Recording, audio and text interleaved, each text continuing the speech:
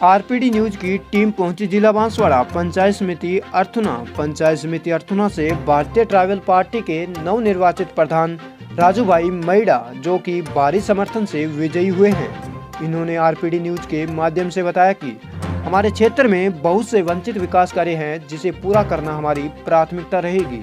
वे साथ ही पिछड़े समाज को आगे लाना मेरा प्रयास रहेगा।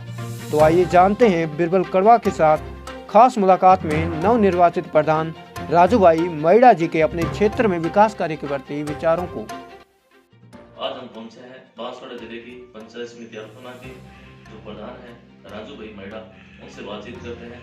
मैं आपको बताना चाहूंगा कि ये बांसवाड़ा के अंदर प्रथम प्रधान बने हैं। वे ओपनिंग किए प्रधान पद से इन्होंने, और यहाँ बीटीपी का बचत सरबराह भारतीय ट्राइबल पार्टी से पहला प्रधान राजू भाई मैड़ा है, वो बने।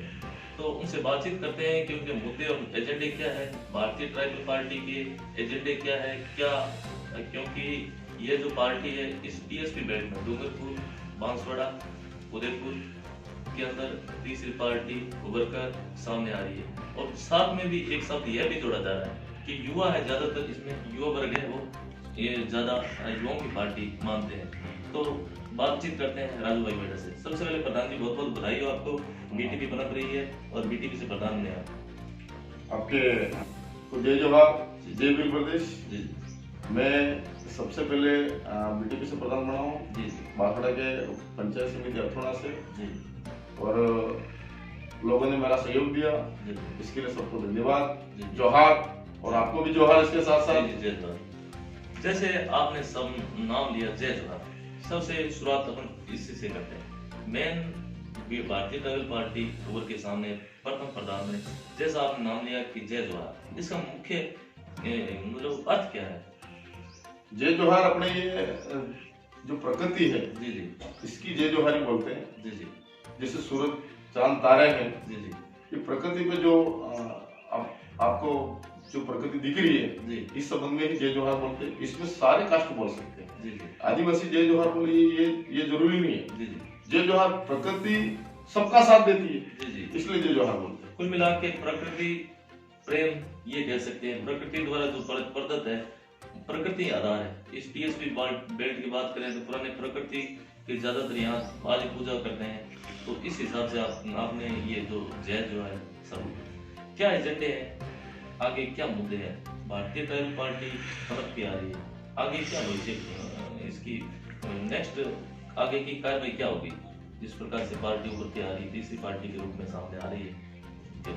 ये बीजेपी और कांग्रेस ने कभी आदिवासी को यहाँ से आदिवासी के वोट जुटा के लेके जाते, जैसे एमएलए बनते हैं, सारे जैसे प्रधान बनते हैं, जिला प्रमुख बनते हैं, जो भी बनते हैं। बीजेपी और कांग्रेस ने आज दिन तक संसद बनते हैं, मान लो आज दिन तक इन दोनों पार्टियों ने आदिवासी की हक अधिकारों की बात करी की आज दिन तक। जैसे एक उदाहरण है हमारे लिए कि डूंगरपुर से 2 एमएलए बन के गए विधानसभा में, तो उन्होंने जाते ही 5वीं अनुसूची की बात कर ली और आदिवासी के हक अधिकारों की बात कर ली। बाकी ये आज दिन तक बीजेपी और कांग्रेस ने आज दिन तक विधानसभा में संसद भवन में जाके कोई ऐसा पॉइंट नहीं डाला है। इस हिसाब से आदिवासी के हक अधिकारों की लड़ाई है। इसके साथ साथ सारे कास्ट भी आते हैं, जिन जिनका अधिकार है सबको दिया जाए। लोग कहते हैं, इस क्षेत्र के आसपास के लोग कहते हैं कि युवाओं की पार्टी है, इसको लेके क्या कहेंगे?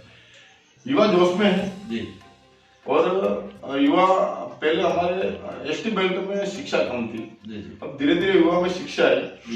शिक्षा आने के बाद में युवा समझने लगे कि भाई आदिवासी हक अधिकार की बात जो करती है, तो युवा इस हिसाब से जोश में है, हमारे साथ में जुड़े हैं। हमने 5वीं अनुसूची की बात करी तो युवा इनको समझ में बैठा कि ये पार्टी भारतीय ट्राइबल पार्टी हमारे भविष्य का कुछ कर सकती है। इस हिसाब से युवा हमारे साथ जुड़े और जोश में भी इसके साथ। प्रधान जी, कुछ लोग यह भी कहते हैं कि ये नक्सलवादी है, ऐसा भी लोग कह रहे हैं, आरोप भी लगा रहे हैं आपके जो विपक्ष वाले, क्या कहना है इसके बारे में?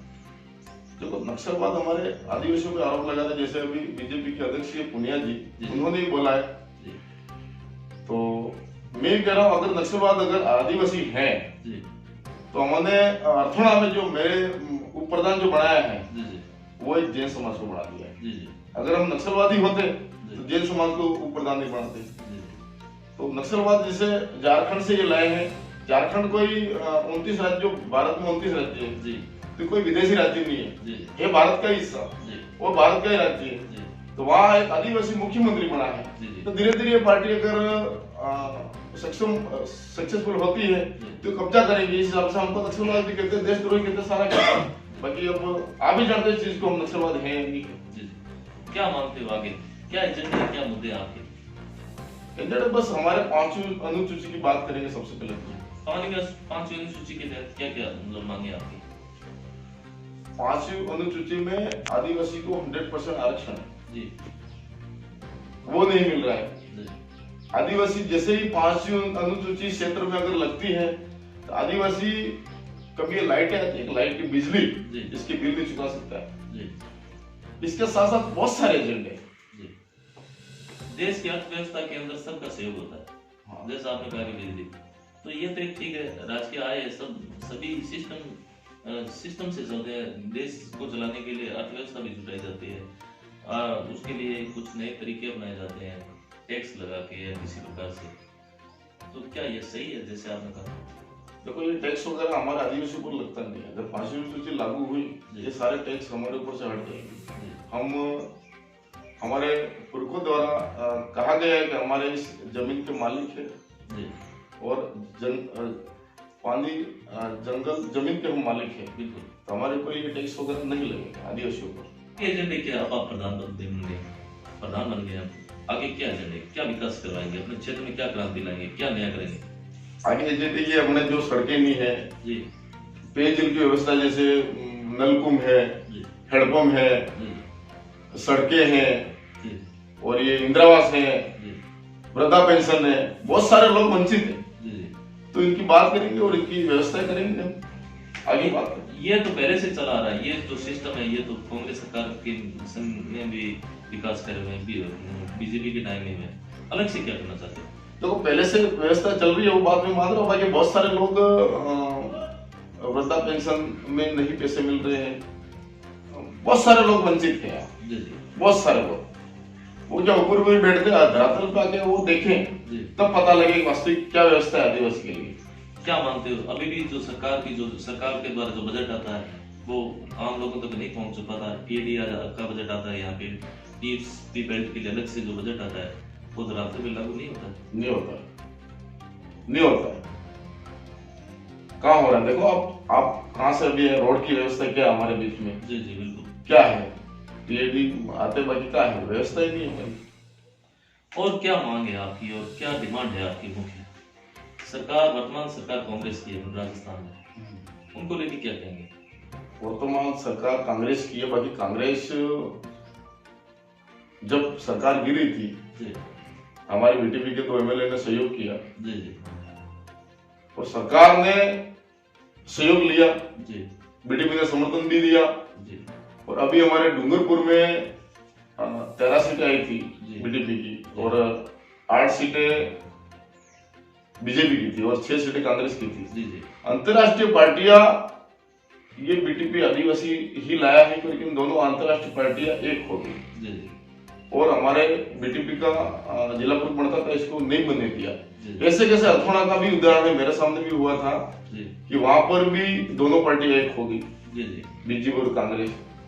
और हमारे एक जैन समाज का आदमी जो जीता, उसने हमारा सहयोग किया, इसलिए दोनों पार्टियां लगभग एक समान ही है। आदिवासी एक पार्टी लाया है, ट्राइबल पार्टी लाया है, इसके लिए दोनों पार्टियां एक हो रही है। क्या मानते हो, यहाँ जो कदावर नेता है, अपने इस बेल्ट की बात करें, टीएसपी, तो क्या वो नहीं चाहते कि आगे भारतीय ट्राइबल पार्टी है वो आगे बढ़े? या आज तक कभी सहयोग नहीं किया टीएसपी क्षेत्र के लिए, कुछ अच्छा काम नहीं किया? क्या मानते हो आप? जो यहाँ के कद्दावर नेता है जी, वो बीजेपी और कांग्रेस में काम करने वाले नहीं, वो बीटीपी को उभरने में वो थोड़ा नाराज है, क्योंकि उनकी राजनीति खत्म हो जाएगी धीरे धीरे। जी जी तो वो तो कमजोर करने की कोशिश करेंगे, जी जी ये मामला है। बिल्कुल, मैं बिल्कुल बहुत अच्छी बात की। वैसे तो मेहनत कष्ट होता है, लेकिन फिर भी कोरोना का पालना करनी है। तो यह थी हमारी खास मुलाकात अर्थोना के प्रधान राजू भाई मेड़ा से। बने रहिए आरपी न्यूज के साथ। धन्यवाद प्रधान जी, आपने हमें समय दिया उसके लिए बहुत बहुत धन्यवाद। जोहार।